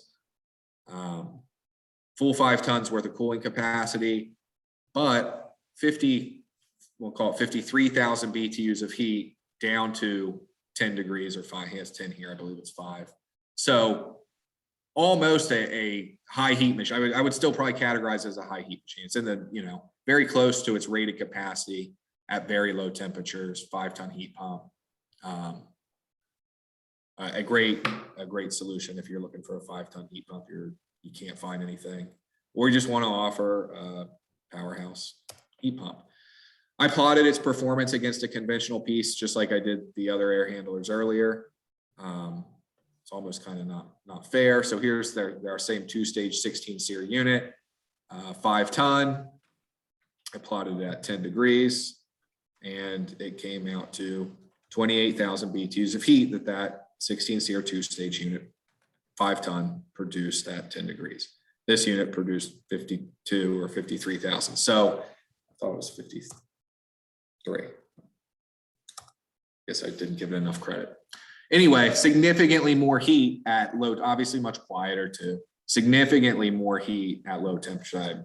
That's a lot more heat. So not only is it more efficient, provides better heat, and very nicely priced as well. So you're not breaking the bank for this type of system. So if you're good at selling people on inverter type of equipment, but that equipment's currently not available, this is a great option. If you're good at selling that, but sometimes you come up against sticker shock on that type of stuff, this is going to provide, 90%, I think, of what those other inverter systems provide at a way more attractive price point. So something to consider for your 5-ton heat pumps. I compared it to something maybe a little bit more in its league, which was the previous generation Evolution Green Speed inverter driven heat pumps, which have a reputation for producing a lot of heat at low temperatures, and they do. So 10 degrees on our 5-ton Green Speed or Evolution heat pump, previous gen, 45,000 BTUs of heat at 10 degrees. So that's really good, better than anything out on the market for the most part, except for this piece, which provides 53,200 BTUs. So more heat, even than our most premium unitary products at those temperatures and that capacity. So we like that a lot. Wanted to make sure everybody was aware of it as an option. We do actually have those in stock, and we've ordered a few more because there's been some interest. A quick note on installation for this: it's single phase. I mean, you can see it's piped. The metering device on this case is in the indoor unit. Both lines still need to be insulated. So a new line set, just based on size, guys, all of these, however, the engineering managed to do this, the 2, the 3, the 4, and this 5-ton unit all use the same line set lengths, 5/8, 3/8. So you do need to run a new line set, does need to be insulated. The primary difference between this system and the ones we discussed previously is that the indoor and outdoor units are powered separately. So there is a dedicated circuit for the indoor unit. And instead of running tray cable from the outdoor to the indoor, you just run a 16-2 shielded stranded thermostat style wire. So that's really all the installation entails. It's braze inside and out. Otherwise, a nice unit. I had a picture of an installation, but I did not put it in here. And the way that Dustin, who's the one that's responsible for these units, brought them in is he's selling them as a bundle with a 24-volt interface and transformer. So they do have a wall control. That's probably not a great option for the types of scenarios that we're going to be seeing them installed in residentially. So 24-volt interface and transformer to power it, and then a field supplied thermostat of your choosing. By the way, all of both this 24-volt interface and the 24-volt interface previously mentioned does allow for the equipment to fully retain its inverter operation. That's a question that comes up, so I'm sorry I neglected to mention that earlier. All right, that's it for my spiel on the equipment. So I'm going to let David take over. He's going to give us kind of an update on where we are from an inventory and marketing perspective. So all right, David, are you there? Yeah, I'm quickly going to run through. So in terms of inventory, at the moment, we're as strong as we've ever been in terms of ductless systems, over $9 million in our warehouses across the territory. Can I promise we don't have any holes? No, but they're very minor and we fill them quickly. What we're seeing is the supply from China seems to be normalizing, but more importantly, the domestic warehouses that Carrier now have good inventory. So when we do have these minor holes, someone grabs a lot of units at one time, then you'll see us being able to fill that fairly quickly as we can pull from either Houston or actually Santa Clara in California. In terms of marketing, we're still happy to look at any proposal. You have anything that makes sense to you and makes sense to us, we want to get behind. We have a good pot of marketing dollars to invest in you guys to make you more successful. We're investing $150,000 this year in local territory marketing initiatives to build product awareness as much as anything. So we're doing that with Town Square in search engine optimization, search engine marketing, local presence type, social media. And also we're running a very aggressive 5-month campaign with WXPN. I think we're going to play that now, I hope. Hopefully the sound will Pierce Phelps supports XPN and offers a full line of Carrier ductless high-efficiency home solutions. Carrier ductless systems offer energy-efficient solutions for delivering heating and cooling comfort for a single space up to your entire home. These Carrier ductless solutions are built to help customers right now with energy savings when they feel they need it the most. For an installer, current rebates, and incentives, it's ductlesscarrier.com. Carrier, turn to the experts. And we do, I'm going to interrupt David before we forget. There is a Bryant version as well, and where we've invested equally in both, and they're both will be running. I think for the next 3 months at least, our prime marketing message will be about cost savings. I think people are very, very concerned about energy costs, and I think that gives us another extra advantage and opportunity given the high efficiency that I think Austin's illustrated going through the product line. We're also happy to work with you. If you have customers that are really happy with the product and can talk about how happy they are with the installation and the comfort they've delivered, then we're happy to work with you. And we have a guy who produces really good videos around that. I think we're going to flip to an example of that. And this is my wife. So this is where we decided to put our unit, and I don't know if you can hear it or not, but it's quiet. And here's our handy remote. It's actually set on 74. There we go to 73. And that's it. It's pretty great. And that's just a clip of the full thing. Yeah, that was He's my got- fault. I'm sorry. There's a much more polished one, and I loaded probably not the best That's, one. I think, given our The time, videos that's fine. do come out very, very, very professionally done and nice, and they're slick. So we're hoping to. Yeah, and at a great price point as well, under $1,000 per, and the run for 3 or 4 minutes. Just the other observation is we're seeing so much new construction, multifamily home business around ductless. The general contractors seem to really like ductless for these opportunities. Huge amount going on in Philly, a lot in New Jersey, but I'm sure there are opportunities across the whole territory for you to propose ductless as the heating cooling solution for these buildings. And we're seeing 500, 600 system opportunities that we're winning with these products.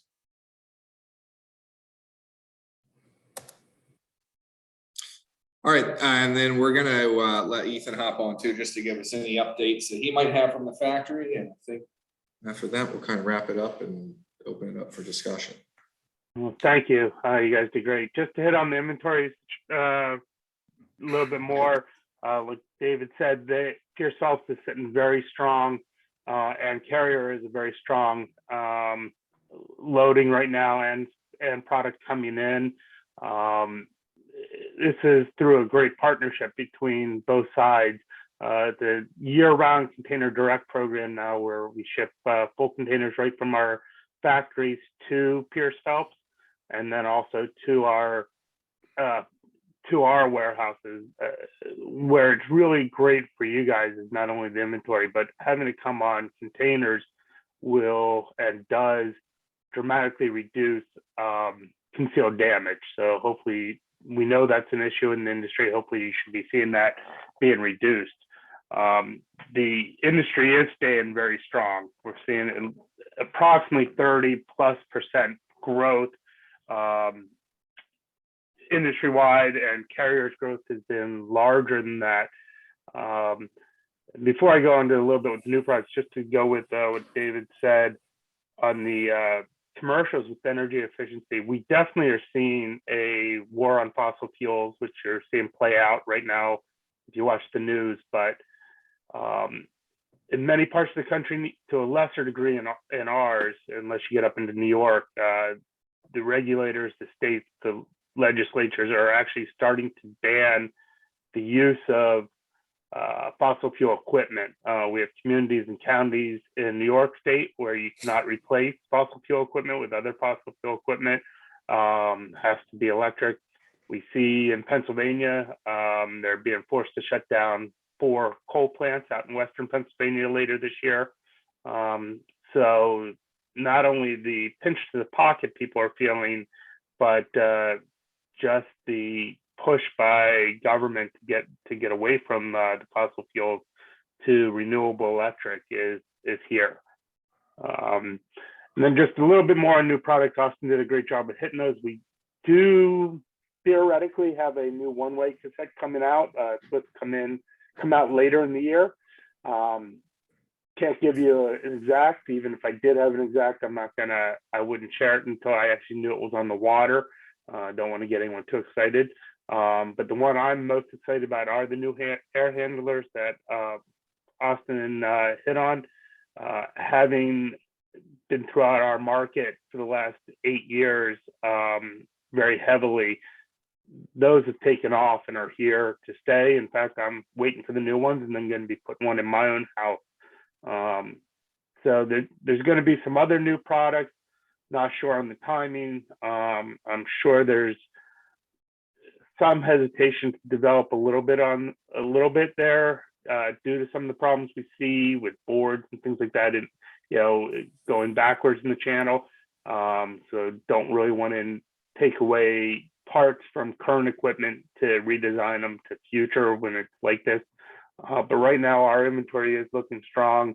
And what I'm seeing and hearing industry wide, though, the rest of the industry is having and is going to continue to have issues throughout this year. So just something to keep in the back of your mind. Just one thing on the one-way cassette, that's the rectangular ones that fit up between the joists. So Correct. very much like the equivalent Mitsubishi product that I know some people like, and it kind of removes the argument for not on my wall. Correct. Yeah, the linear cassette. There you go. I knew you'd have the fancy words. Everyone has a different name for it. All right, let's. Great. Well, thank you, I got. sir. And then I will say too, like one thing that I have continued to be impressed by with the line is how that they really have come to the table in terms of continuing to upgrade the equipment, make improvements, and it's not just one or two things here. It seems to be a pattern of continual improvement. So we like that. Everything that they promise us seems to come to fruition in timelines that exceed my expectations. Now, maybe I'm jaded, my expectations are unreasonably low, but they exceed my expectations in terms of the new equipment releases and the improvements that they promise. So real quickly, we'll review sort of some resources, what we've got to try to help you guys. And obviously, please just contact me for anything at all. You have my cell phone and my email there. So we do have new color catalogs and trifolds. We had been waiting for those for some time. The one downside, I guess, to having equipment that continually gets upgraded is sometimes the literature gets left behind. But we do have up-to-date literature that we'll be sharing with you guys. Again, David already hit on the quick reference card, but we do have that TM playbook too, which is really helpful. Happy to share that with you. Just reach out. We have the V-Room design software, very important, I think, to use that for single and multi-zone jobs. Just definitely adds an additional layer of confidence when you're applying the product. David already talked to you about the new marketing initiatives and website that we have in development. One thing I meant to mention earlier, and I didn't, is going back to the previous generation high walls. So there's a lot of hurt feelings about those because, we had some problems, no secret. So the new high wall is here, and that's great. No problems with that one. Everyone seems to love it. But that doesn't change the fact that we still have some equipment from the previous generation out there in the field. And if and when it experiences an issue, it may represent a problem because of the serviceability aspect of it. And we, especially for the guys who have, been with this product since early on and sort of suffered through that whole issue with us, didn't want that to kind of come back and be a reminder of a painful memory. So we worked with Ethan and the guys at the factory to come up with a program that would provide an allowance towards a replacement. So if there were an issue with an existing 40 MAQ, or on the Bryant side 619 PEQ, a blower motor or something to that effect failed, we would have a program in place to get a new model high wall on the wall for that customer. So hopefully they could enjoy, they purchased a product early on and missed out, if they'd waited, they'd be enjoying all the benefits of this new high wall. We don't want to punish them for having adopted it early on. So if they have an issue with one of those and it fails, we have a program in place to get them a new high wall unit from the new model line, and which is again forward and backwards compatible. So we can do that from a logistics standpoint. So that's great. We're excited about that, and hopefully that just reaffirms the confidence with the product, and helps us feel better about that equipment that we may have installed and may come back across in the future. So, and then we have product and installation overview videos for all of our indoor equipment. And these, we're doing two things with these. One, they'll be available through the tech support training. I guess I should say tech training, not tech support, but they'll be available through the tech training website, and they'll be offered for C or B FAD, technical training credit hours. And then we also have them just as a resource It's a nice introduction to the product, kind of gives you the walk around, everything you need to know to familiarize you with it before you go out and install it for the first time. Or from a sales perspective, you know, what it can and can't do, what the options are on it, the accessories, stuff like that. So very nice videos.